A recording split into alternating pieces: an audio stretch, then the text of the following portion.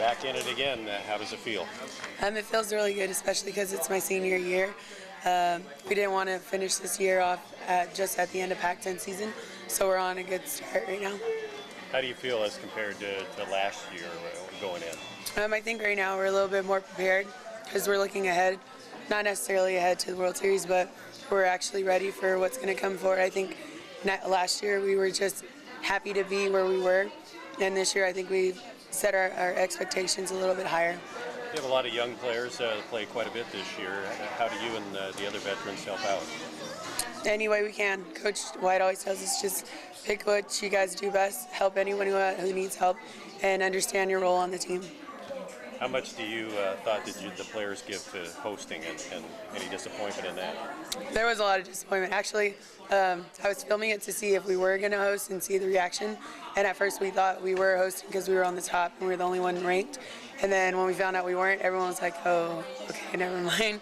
But, I mean, it is kind of a disappointment only because now we have to rearrange our school schedules. We have classes that we're going to miss.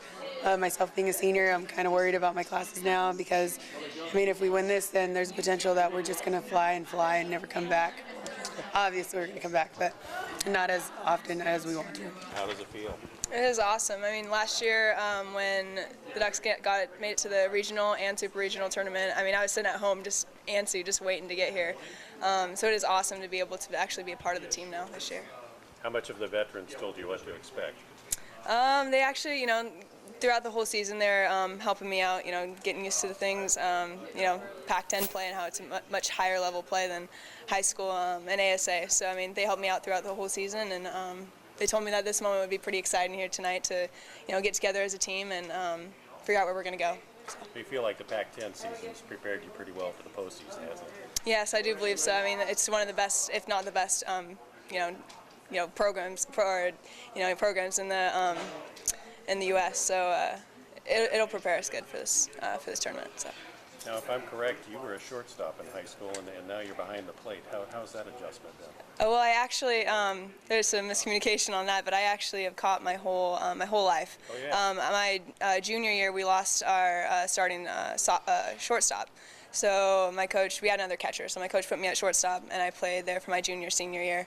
That was a nice transition for my knees, to give me a break. But my goal was to catch when I got to college, because that's my favorite position. But it was nice to play shortstop for a while. You guys are on the road.